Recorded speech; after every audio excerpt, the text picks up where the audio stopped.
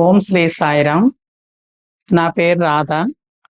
మా వారి పేరు విశ్వేశ్వరరావు గారు. మాకు ముగ్గురు పిల్లలు, ఇద్దరు అబ్బాయిలు, ఒక అమ్మాయి. ఇద్దరు అబ్బాయిలు మా దగ్గరే ఉంటారండి. మాకు మొత్తం మా అమ్మాయికి అబ్బాయికి అయితే 5గురు మనవలు. స్వామి దయ వలన అందరూ బాగున్నారండి. నేను స్వామి ఫీల్డ్లోకి 97లో వచ్చామండి. అప్పటి వరకు స్వామి అంటే నాకు అస్సలు తెలీదు. స్వామి అంటే అసలు ఇష్టం కూడా లేదు. అప్పుడు ఏవేవో స్వామి మీద రూమర్స్ ఉండే కదా, అవి నిజం అనుకునేదాన్ని నేను. అప్పుడు మా బావగారు వాళ్ళు వెళ్ళారు కలిశాల పూజకి. అక్కడి నుంచి ఒక స్వామి ఫోటో చిన్నది తెచ్చి మాకు ఇచ్చారనమాట. ఇస్తే నాకు అసలు ఆ ఫోటో మా వారు తీసుకొచ్చారు కానీ అసలు నాకు ఇంట్లోకి అసలు ఆ స్వామి ఫోటో రావడం కూడా నాకు ఇష్టం లేదు. వద్దు వద్దు స్వామి ఫోటో అసలు మన ఇంట్లో వద్దు అసలు. ఇంకా ఆయన ఏదో మాయగాడంట, అట్లా అంటారు ఇట్లా అంటారు, ఆయన వద్దు అసలు మనకి, అది వాళ్ళకి ఇచ్చేసేయండి అన్న. అంటే వద్దు స్వామి ఫోటో మన ఇంటికి వచ్చింది వద్దు అట్లాగా, ఇప్పుడు సరే ఎక్కడో ఒకటి పెడదాంలే అంటే, అయితే ఆయన అయితే ఇంట్లోకి అయితే తీసుకురాదు, దేవుడి దగ్గర వద్దు, రిటర్న్ ఇవ్వలేక స్వామిది మెస్ లో బయట రూమ్ లో పెట్టాం, అలా ఒక పక్కన పెట్టి ఉంచేవాళ్ళం అనమాట. కొన్ని రోజులు అయిన తర్వాత ఒక మామగారు ఉండేవారు ఇక్కడ మందిరం దగ్గర. మామగారు ఉండేవారు మందిరంలో. ఆ మామగారేమో భజనలు అవి కండక్ట్ చేస్తూ ఉండేవారు అనమాట. ఎవరిళ్ళ కాడ భజన పెట్టాలన్నా వాళ్ళు వచ్చి పెట్టేవారు. ఇల్లు కట్టుకున్న కొత్తలో మా వారు భజన పెడదాము, స్వామి భజన పెడతారంటే ఇక్కడ మన ఇంట్లో భజన పెడదాం అన్నారు. అంటే నేనేమో వద్దు స్వామి భజన ఏమొద్దు, కాకపోతే షిరిడి బాబా భజన పెట్టుకుందాము, ఆయన భజన వద్దు, స్వామి భజన వద్దు, షిరిడి బాబాది పెట్టుకుందాం, వాళ్ళని వాళ్ళని పిలుద్దాము అన్న. లేదు లేదు నేను బాబా గారి భజన సత్యసాయిబాబా గారిది పెడదాం అనుకున్నాను, పెడదామన్నారు. సరే నాకు వాళ్ళు ఎవరు పెడతారో ఏంటో కూడా తెలియదు. అంటే అప్పుడు మా మరిది గారు కూడా స్వామి ఫీల్డ్లో ఉన్నారు. ఆయన్ని అడిగితే సరే మా అమ్మగారు వాళ్ళకు చెప్తాను, మన ఇంట్లో భజన పెడతాను. అప్పుడు ఫోటో కూడా లేదు స్వామి మా ఇంట్లో. వాళ్ళే స్వామి మందిరం నుంచి వాళ్ళే అన్ని తీసుకొచ్చి స్వామి ఫోటో సింహాసనం వేయాలని కూడా తెలీదు. అసలు రూల్స్ ఏంటో కూడా అప్పుడు నాకేం తెలీదు. వాళ్ళే అన్ని వచ్చి చేసి అరేంజ్మెంట్ చేసి సర్ది భజన పెట్టారనమాట మా ఇంట్లో. అప్పుడు ఈ స్వామి గుమ్మం పక్కనే సింహాసనం వేసాం. గుమ్మం పక్కన శివద్వారం పక్కన సింహాసనం వేసాము, పక్కన స్వామి ఫోటో అయి పెట్టాం. ఇంకా అందరూ వచ్చిన వాళ్ళందరూ హాల్లో అందరూ కూర్చున్నారు. నాకు ఇంకా అప్పుడు అసలు ఇష్టం లేదు స్వామి అంటే, ఏదో బలవంతంగా పెట్టాలి అని చెప్పి పెట్టాం. అట్లా భజన కొంచెం జరుగుతుంది. అట్లా జరుగుతుండేసరికి స్వామి సింహద్వారంలో నుంచి డైరెక్ట్ వచ్చేసారు స్వామి. అట్లా డైరెక్ట్ వచ్చేసి సింహాసనంలో కూర్చున్నారు. నాకు ఇంకా అసలు తట్టుకోలేకపోయాను అనమాట. స్వామి అట్లా వచ్చి కూర్చునేటప్పటికి ఏంటి ఎట్లా వచ్చి కూర్చొని నాకేమీ అర్థం కాల. ఇంకా గట్టిగా ఏడుపు వచ్చేసింది.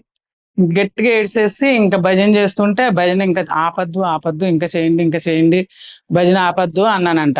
ఇంక పెద్దగా ఏడ్చేస్తుంటే మా పిల్లలు కూడా భయపడిపోయి అమ్మకి ఏదో అయిపోయింది, అమ్మకి ఏదో అయిందంటే, ఆ మా అమ్మగారు కాదు నాన్న అమ్మకి స్వామి కనపడ్డారు, మీరేం కంగారు పడకండి. చిన్నపిల్లలు అప్పుడు మా పిల్లలు.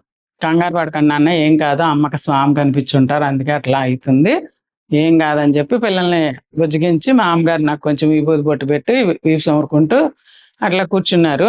నాకు ఇంకా అసలు ఏమి ఏడుపు వస్తుంది కానీ ఇంకా స్వామి అట్లా కూర్చున్నారు.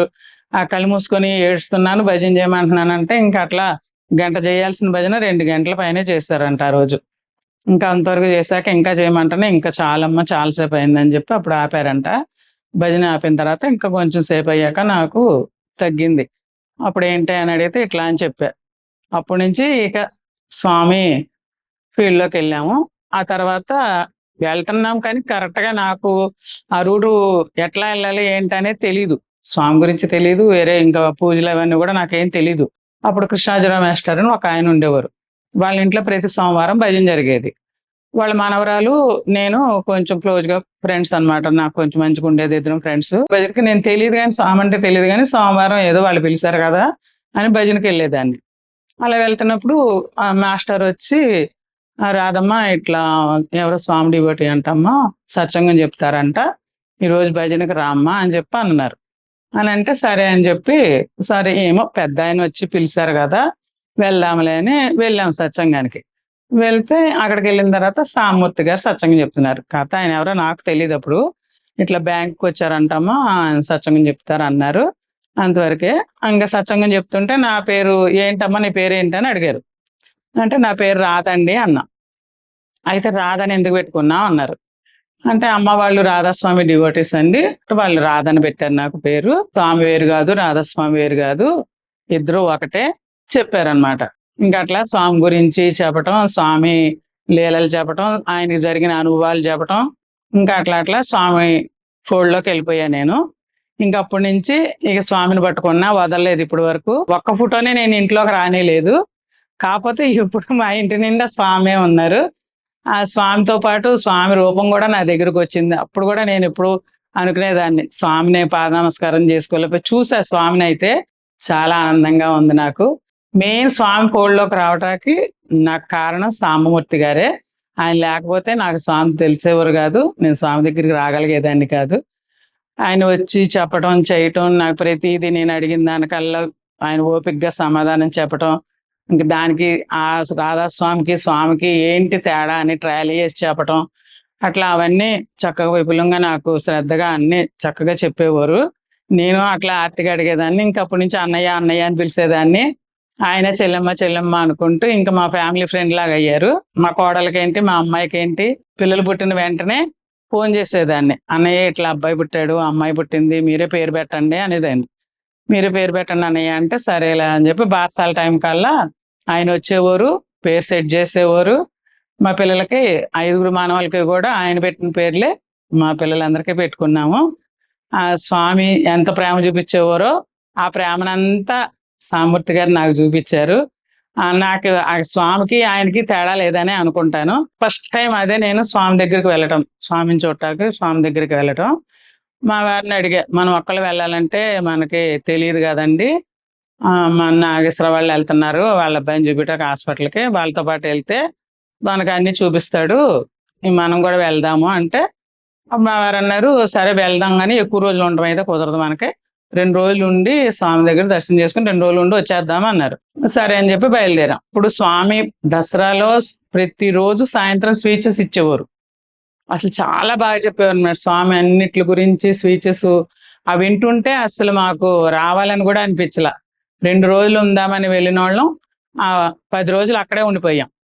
10 రోజులు స్వామి రోజు స్పీచ్ ఇవ్వటం, మేము స్పీచ్లు వింటాం, మళ్ళీ ఆ ఈవినింగ్కి అవి రికార్డ్ అయ్యి వచ్చేయటం, మళ్ళీ ఆ క్యాసెట్లు కొనుక్కోవటం మేము. అట్లా 10 రోజులు స్వామి సత్సంగం అయిపోయింది. 10వ రోజు స్వామి దసరా పండుగ వచ్చింది. స్వామి అప్పుడు దసరా ఉత్సవాలు లాస్ట్ లో హోమం చేసి ఆ హోమజలాన్ని అందరికి జల్లుతుంటే పూర్ణచంద్ర ఆడిటోరియంలో కూర్చున్నాం. ఆ యజ్ఞం కాడ కూర్చొని ఆ హోమం చేస్తూ ఆ హోమంలో స్వామి పూర్ణాహుతి చేసి ఆ వేస్తుంటే అసలు నాకు భూలోకంలో ఉన్నానని జాస్ కూడా లేదు, ఎక్కడో వైకుంఠంలో ఉన్నంత అనుభూతి కలిగింది నాకు. హోమజలం తీసుకొచ్చి అందరి మీద జల్లారు. ఇప్పుడు చాలా ఆనందపడ్డాను. ఫస్ట్ టైం నేను వెళ్ళేటప్పుడు అందరూ అన్నారు, నువ్వు ఇదే ఫస్ట్ టైం వెళ్తున్నావు, దసరాకి వెళ్తున్నావు, దసరాకి వెళ్ళినప్పుడు నీకేం దర్శనం అవుతుంది, చాలా జనం ఉంటారు, నీకు అసలు దర్శనం కాదు, ఇప్పుడు ఎందుకు వెళ్తున్నావు అని అడిగారు. ఏమో వెళ్దాం అనిపించింది, వెళ్తున్నాము, చూద్దాం ఏమవుతుందో అని చెప్పని బయలుదేరి వెళ్ళాము. కానీ ఆ 10 రోజులు ఆ అనుభూతి ఫస్ట్ టైం నాకు స్వామి ఇచ్చింది ఇప్పటికే నేను మర్చిపోలేను. ఆ స్వామి ఆ హోమం దగ్గర కూర్చొని ఆ యజ్ఞపురుషుడి కింద స్వామి ఉండి ఆ హోమ పూర్ణాహుతి చేస్తుంటే నాకు ఇంక అసలు ఏమి గుర్తురాల. అసలు మనం ఇప్పటిపతిలో ఉన్నాము, ఇది మనం అసలు భూమి మీద ఉన్నాము అని ఆలోచన కూడా లేదు, ఎక్కడో స్వర్గంలో విహరించినంత అనుభూతి చెందా నేను. అట్లా స్వామి కూడా ఆ రోజు అయిపోయిన తర్వాత అందరికీ దర్శనాలు ఇచ్చినప్పుడు ఫస్ట్ లైనే నాకు వచ్చింది. స్వామి నా ముందు నుంచే స్వామి వెళ్ళారు. అది కూడా చాలా ఆనందం వేసింది నాకు. అసలు దర్శనమే కాదన్నారు, స్వామి మన ముందు నుంచే వెళ్ళారు, స్వామి చక్కగా దర్శనం అయింది అనుకొని చాలా ఆనందపడ్డా. అప్పటి నుంచి ఇంకా అప్పుడప్పుడు మేమే ఇంకా గోన్కి వెళ్ళేవాళ్ళం. సర్వీసులకు కూడా ప్రతి సంవత్సరం ఎక్కువ సమ్మర్ సర్వీసులకే వెళ్ళేవాళ్ళం. ఇక్కడ మా అందరం కలిసి, మా మందిరంలో వాళ్ళు అందరం కలిసి ఒక 7గురు 8 మంది, ఒక్కోసారి 10 మంది అట్లా అందరం కలిసి వెళ్ళేవాళ్ళం అండి. అట్లా ఒకసారి ప్రశాంతిలో సర్వీస్ వచ్చింది, ఒకసారి క్యాంటీన్ సర్వీస్ చేసాం, ఒకసారి బేకరీలో సర్వీస్ వచ్చింది, ఒకసారి హాస్పిటల్ సర్వీస్ చేసాము. అట్లా వెళ్ళినప్పుడల్లా ఒక సర్వీస్ ఒక చోట చేయగలిగే వాళ్ళం. అట్లా చాలా రోజులు స్వామి ఉన్నంత వరకు వెళ్ళాను. లాస్ట్ స్వామి హాస్పిటల్లో ఉన్నప్పుడే నేను లాస్ట్ సర్వీస్కి వెళ్ళాను. అదే లాస్ట్ సర్వీస్ చేశానండి. స్వామి అయిన తర్వాత నాకు మోకాళ్ళ నొప్పులు వచ్చాయి. ఈ మోకాళ్ళ నొప్పులు వచ్చేసరికి ఇంకా మనం అక్కడ చేయలేము, తిరగడం ఇబ్బంది అవుతుందని చెప్పి అప్పటి నుంచి సర్వీస్కి మానేము. ఇక్కడ మందిరంలో మటుకు ప్రతి సర్వీస్‌కి అటెండ్ అవుతానండి. ప్రతి సేవ చేసుకుంటాను. బాల వికాస్ చెప్తాను. బాల వికాస్ పిల్లల్ని కొన్ని రోజులు మందిరంలో చెప్పేవాళ్ళం. మందిరంలో జరిగిందండి. ఆ రథం నైటే వస్తదని చెప్పారు మాకు. ఆ రోజు నైట్ మేము చాలా వెయిట్ చేసాము. అది కొన్ని కారణాల వల్ల ఆ రథం ఆ నైట్ రాలేక ఆగిపోయి తెల్లారొచ్చింది. అది కూడా స్వామి అనుగ్రహమే అనుకున్నాం. మేము ఆ రోజు నైటు వస్తే నైట్ టైమ్ ఊరేగి జనం ఎట్లా వస్తారా? ఈళ్ళందరూ ఎట్లా రిసీవ్ చేసుకుందామా స్వామిని అనుకున్నాం. చాలా లేట్ అయిపోయిందనుకున్నా. అది గూడా మాకు స్వామి ప్లస్సే చేశారు. మార్నింగ్ రావటాన చక్కగా ఊరంతా స్వామిని చూపించేదాకా జనమందరూ చక్కగా పగలు కాబట్టి అందరూ వచ్చారు. అందరూ స్వామికి హారతలిచ్చారు. స్వామికి నీళ్లు పోశారు. అందరూ దర్శనం చేసుకున్నారు స్వామిని. అదే అనుకున్నాం. మేము ఆ రాత్రి వచ్చినట్టయితే స్వామిని ఇంతమందికి దర్శనం చేయించలేకపోయేవాళ్ళం. పగలు రాబట్టి స్వామిని ఇంతమంది దర్శనం చేసుకోవటానికి అవకాశం వచ్చింది. అందుకే స్వామి ఆ అవకాశం మనకి ఇవ్వటాకే నైట్ రాకుండా రథం ఆపారేమో అని అనుకున్నాము. చాలా ఆనందం వేసింది. రథం వచ్చినప్పుడు మటుకు చాలా ఆనందపడతాం. స్వామి మన దగ్గరకొచ్చారు. అంతే మా వాళ్ళకి కూడా అందరికీ చెప్పామన్నమాట. మనం స్వామి దగ్గరికి వెళ్ళలేకపోతున్నాము. మనం వెళ్ళలేకపోతున్నాం గానీ, స్వామి నా బంగారు తండ్రులు రాలేకపోతున్నారని, స్వామి మన దగ్గరకొచ్చారు. అందరూ రండి దర్శనం చేసుకోండి అని ప్రతి ఒక్కళ్ళకి చెప్పాం. ఆ చెప్తున్నా అందరూ గూడా చక్కగా అందరూ వచ్చి దర్శనం చేసుకోవడం, స్వామిని అందరూ కూడా రథం వచ్చున్నాడు. అందరూ పాల్గొన్నారు. రథంతో పాటు మన వాళ్ళందరూ చాలా మంది రథంతో స్వామితో పాలుపంచుకున్నారు ఆ యాత్రలో. అది కూడా చాలా ఆనందంగా జరిగిందండి. మా వారు గూడా 16 సంవత్సరాలవుతుందండి స్వామి మందిరంలో కన్వీనర్ అయ్యి. 16 సంవత్సరాలు బట్టి స్వామి దగ్గర ఈయన కన్వీనర్ కింద ఉంటున్నారు. ఇంకా స్వామి కార్యక్రమాలన్నీ ఇద్దరం కలిసి అందరూ సహకారంతో ఒకళ్ళతో అయ్యేది కాబట్టి స్వామి అందరికీ సహకరిస్తారు మాకు మందిరంలో. అందరి సహకారంతో మేము చక్కగా జరుపుకోగలుగుతామండి. రీసెంట్‌గా నిన్న గూడా మహిళా డే సందర్భంగా ప్రోగ్రామ్ చేయమన్నారు. గేమ్స్ అయి ఆడేయమంటే మన వాళ్ళందరినీ రమ్మన్నా అండి. సుమారు ఒక 60, 70 మంది దాకా వచ్చారు అందరు మహిళలందరూ. చాలా బాగా జరిగింది. స్వామి ఆ కార్యక్రమం గూడా ఎట్లా జరుగుతుందో మనం ఎప్పుడు పెట్టలేదు. ఇదే ఫస్ట్ టైమ్ ఈ కార్యక్రమం పెట్టడం అనుకున్నాను. కానీ అందరిని పిలిసాము. అందరూ చక్కగా పాల్గొన్నారు. చాలా ఆనందపడ్డారు అందరూ ఆ ప్రోగ్రామ్ కూడా. స్వామి దయ వలన స్వామికి ఒకటే చెప్పుకుంటా ఏది జరిగినా, స్వామి నాదేం లేదు. నీ పనిముట్టు కింద నేను ప్రయత్నం చేస్తా.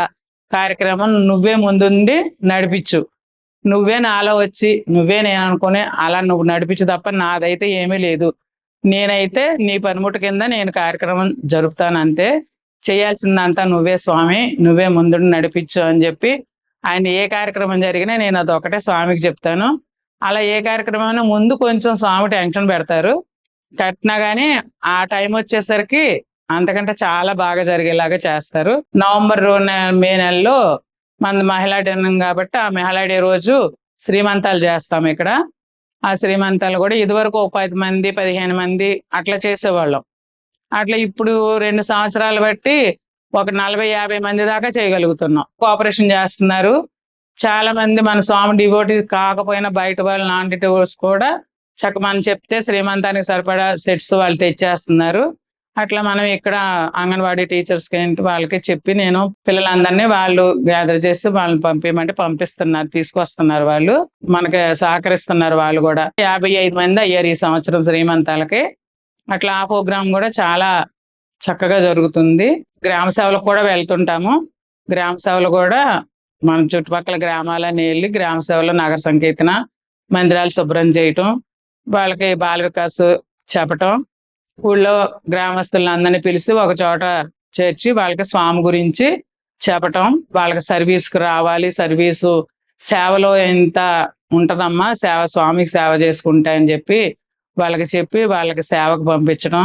అట్లా వెళ్తుంటాము సేవలకి, సర్వీసులకి వెళ్ళి మనం పక్క గ్రామాలన్నిట్లికి వెళ్ళి చేస్తామండి. మొన్న వ్రతాలు కూడా పెట్టాము. మెడికల్ క్యాంప్ కూడా పెట్టాము వినాయకపురాన. అది కూడా సత్యసాయి వ్రతాలు కూడా చాలా జరిగినాయండి. 50 మంది దాకా వచ్చారు వ్రతాలకి. మన వాళ్ళు కూడా జిల్లా వాళ్ళు కూడా అందరూ వచ్చారు. మెడికల్ క్యాంప్ కూడా పెట్టాము. మెడికల్ క్యాంప్ కూడా అసలు జనం రాలేదు స్టార్టింగ్‌లో.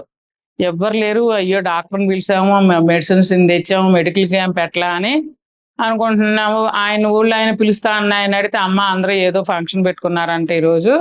అందరూ డాక్టర్ వేసుకుని వెళ్ళిపోయారమ్మా. జనం ఎవరు లేరు అన్నారు. ఎట్లా అని చెప్పి ఇంకేం చేయాలో నాకు అర్థం కాల. పాపం పిల్లలందరూ వచ్చారు, డాక్టర్ వచ్చారు, మెడిసిన్స్ బోలెడు తెచ్చారు. ఏం చేయాలి వీళ్ళందరిని పిలిచి, "ఏంటి స్వామి ఇట్లా" అని చెప్పి, ఇక అట్లా కాదని చెప్పి స్వామి ఫోటో తెచ్చి ఆ మెడికల్ క్యాంప్ ఉన్న టేబుల్ మీద పెట్టేశా. ఆ ఫోటో తెచ్చి స్వామి టేబుల్ మీద పెట్టి, "స్వామి నువ్వే చేసుకో మరి. ఇన్ని మెడిసిన్స్ తెచ్చారు. ఎండీ డాక్టర్‌ని కూడా పిలిచాము. ఆయన సర్వీస్ ఆపుకొని మన సేవకొచ్చారు. వీళ్ళందరిని డిసప్పాయింట్ చేయడం నీకిష్టమా? మరి ఏమో చూసుకో, నువ్వే చూసుకో స్వామి ఏం చేసుకుంటావో. ఆ మెడికల్ క్యాంప్ ఎట్లా రన్ అవుద్దో నువ్వే చూసుకో" అని చెప్పి స్వామి ఫోటో తీసుకెళ్ళి ఆ మెడికల్ క్యాంప్‌లో అట్లా స్వామి ఫోటో పెట్టాము. ఇవతలకొచ్చాము. అంతే ఇంక లైన్ కట్టారు జనం. లైన్ కట్టి 150 మంది దాకా మెడికల్ క్యాంప్‌కి హాజరయ్యారు. 150 మంది ట్రీట్మెంట్ తీసుకొని, మెడిసిన్స్ తీసుకొని వెళ్లారు. అది కూడా స్వామి మెట్టులే. స్వామి లీలల్లో కూడా అది ఒక భాగమే. స్వామి అసలు అప్పటి వరకు ఒక్కళ్ళు లేరు. ఎట్లా స్వామి అనుకున్న ఆయన తీసుకెళ్ళి అట్లా ఉంచి ఆయనకు అప్పజెప్పాం.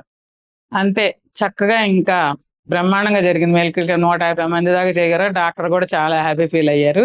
మెడిసిన్స్ కూడా అన్ని చక్కగా మంచి మెడిసిన్స్ తెచ్చారు. మెడిసిన్స్ తీసుకుని అందరూ చాలా హ్యాపీ ఫీల్ అయ్యారండి. అట్లా సేవా కార్యక్రమాలు ఒకరోజు ఇక్కడ మనకి గంగారం అని గ్రామం ఉంది. ఆ గ్రామానికి ప్రతి సంవత్సరం వెళ్తాము. ఒకసారి భోజనాలు ఏర్పాటు చేస్తాం వాళ్ళకి స్వామి బర్త్‌డే ముందు. ఒక సంవత్సరం దుప్పట్లు గ్రామం అంతా దుప్పట్లు పంచిపెట్టామండి.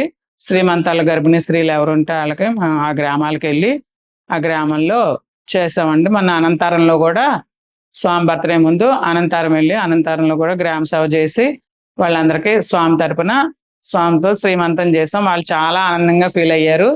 తర్వాత కూడా ఒక అమ్మాయికి బాబు పుట్టాడంట. వాళ్ళ బాబే కావాలనుకున్నారంట. వాళ్ళకి బాబు పుట్టాడంట. తర్వాత కూడా వాళ్ళొచ్చి, "మీ దగ్గర శ్రీమంతం జరిగిందమ్మా. మీది స్వామి చేశారు.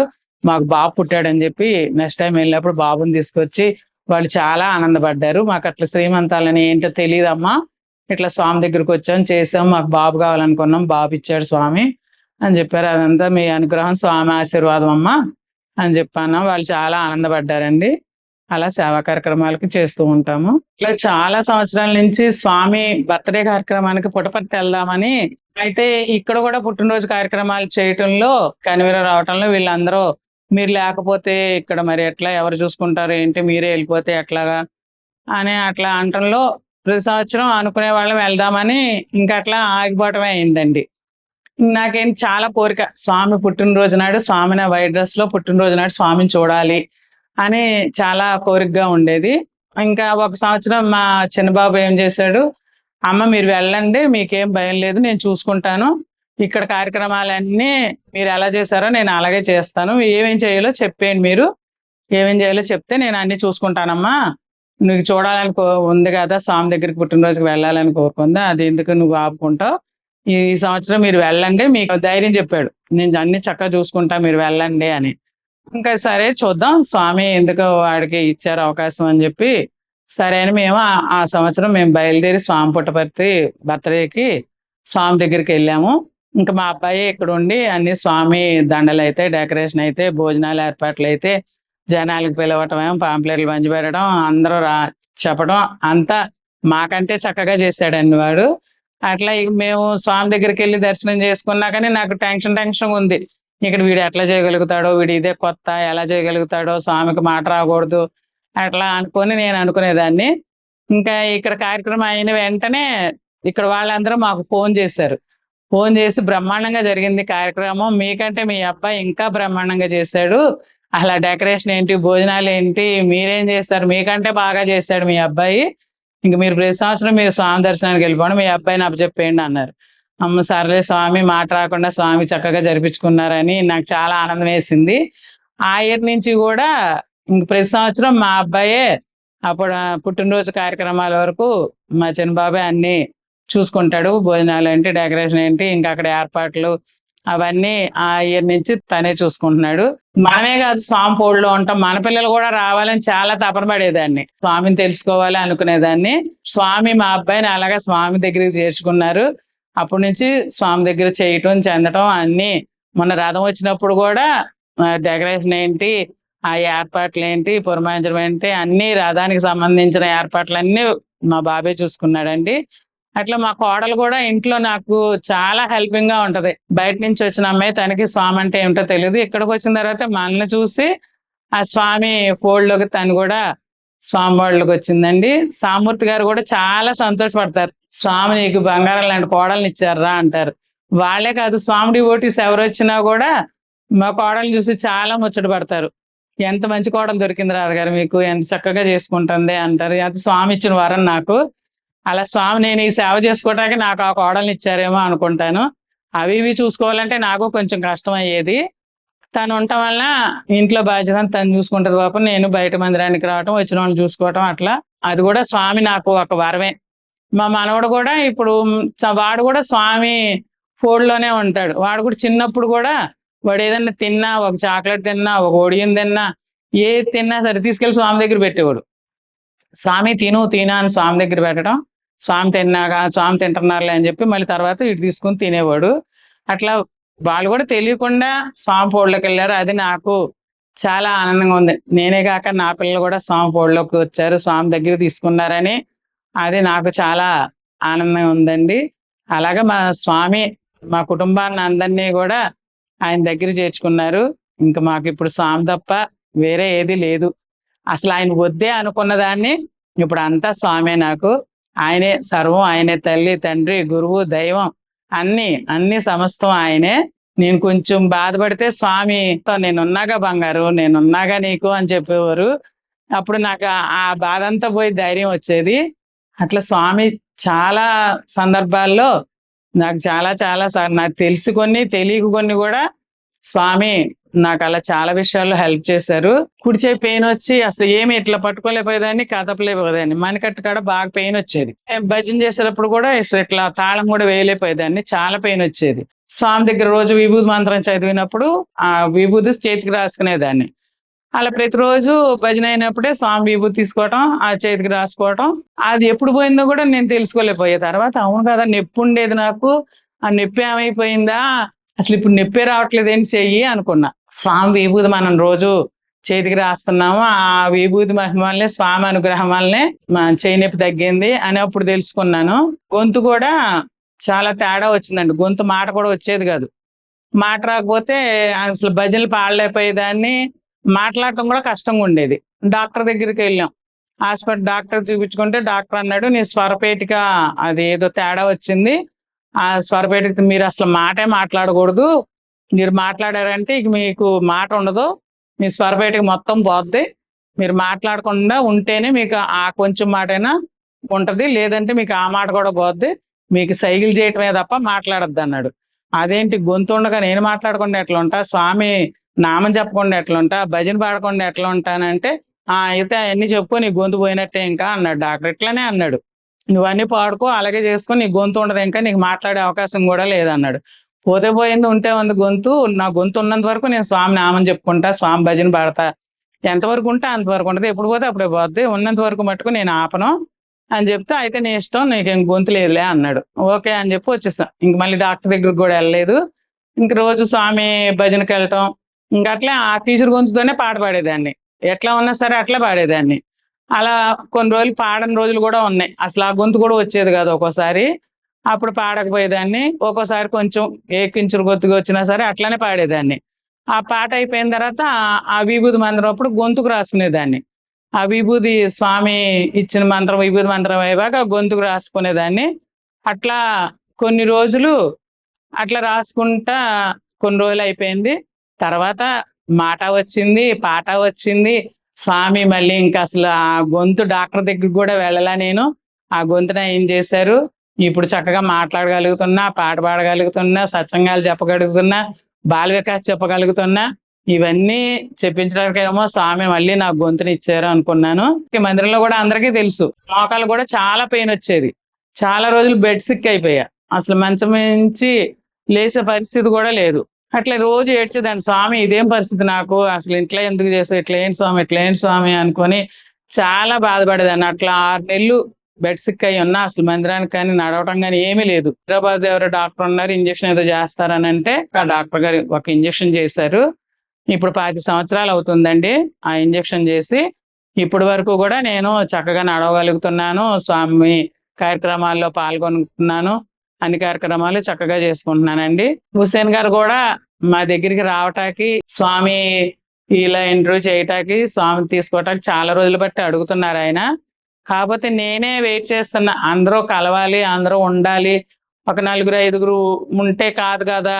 వచ్చినందుకు తను అంతా శ్రమపడి మన ఊరొచ్చి 2 రోజులు ఉండి, తన టైం అంతా మనం స్పెండ్ చేసినందుకు మనోళ్ళు ఒక కొంతమందైనా ఉండి, స్వామి అనుభవాలు చెప్తే బావుంటదని నేనే ఆగండి, కొన్ని రోజులు ఆగండి, వద్దురు గాని అని చెప్పి అట్లా ఆపడం అయింది.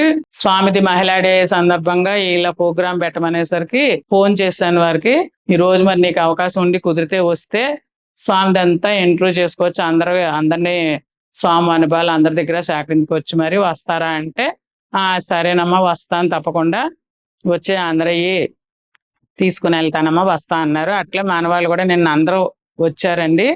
నిన్న కూడా కొంతమంది ఇంటర్వ్యూస్ అయ్యాయి. ఇంక ఈ రోజు కూడా కొంతమంది అవ్వలేదని పాపం తను ఈ రోజు కూడా ఇక్కడ ఉండిపోయి, అది చాలా సంతోషంగా ఉందండి. తను ఇదివరకు ఎప్పుడు అలా వచ్చి ఉంటే కొంతమందితోనే ఒక 10 మంది, 15 మందితోనే ఆగిపోయేది. ఈ రోజు రాబట్టి స్వామి అందుకే ఇన్ని రోజులు ఆపారేమో, అది కూడా అది స్వామి అనుగ్రహమే అనుకున్నాము. ఇంతమంది స్వామి అనుభవాలు ఆయన తీసుకోగలిగారు. చక్కగా ఇది కూడా స్వామి లీలేనండి. ఈ కార్యక్రమానికి జరిగింది చాలా సంతోషంగా ఉందండి. ఇలా చెప్పలేని వాళ్ళు చాలా మంది అనుభవాలు ఉన్నాయి. చెప్పగలిగే కెపాసిటీ కూడా వాళ్ళకి లేదు. ఇట్లా తీయటం కూడా చాలా ఆనందంగా ఉంది మాకు. ఇట్లా హుసేన్ గారు వచ్చి మా అందరి అనుభవాలు తీసుకొని ఇలా ఛానల్లో పెట్టి అందరికీ తెలిసేలా చేయటం కూడా చాలా ఆనందపడ్డారండి. అందరూ మాకు చాలా ఆనందంగా ఉంది ఇలా జరగటం. ఎందుకంటే అందరూ స్వామి గురించి చెప్పాలని తపనే తప్ప ఎలా చెప్పాలి, ఎవరికి చెప్పాలి, ఏ రకంగా చెప్పాలి మాలో మేము అనుకుంటమే తప్ప అందరికీ తెలిసేలాగా చేయటం అనేది ఇది స్వామి అనుగ్రహమే. అట్లా హుసేన్ గారి వలన మాకు ఈ అవకాశం దక్కింది. ఇంతమంది స్వామి అనుభవాన్ని పంచుకోగలిగాము. స్వామి చేసిన లీలలు, మాకు చేసిన ఈ అనుభవాలన్నీ షేర్ చేసుకోగలుగుతున్నాం. ఇలా హుసేన్ గారు పెట్టడము, ఈ ఛానల్ చెప్పడం కూడా చాలా సంతోషంగా ఉందండి.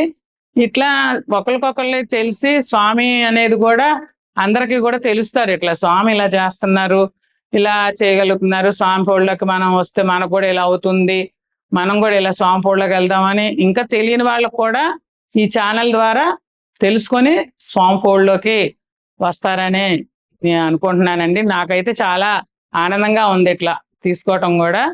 ఇది కూడా స్వామి అనుగ్రహమే. అందుకని ఈరోజు ఇలా రాగలిగాము, ఇంతమంది చెప్పగలిగారు, ఇంతమంది అనుభవాలు తీసుకున్నారండి. అంతా చాలా ఆనందంగా జరిగింది. అన్ని కూడా స్వామి చక్కగా జరిపారండి. జై సాయిరాం.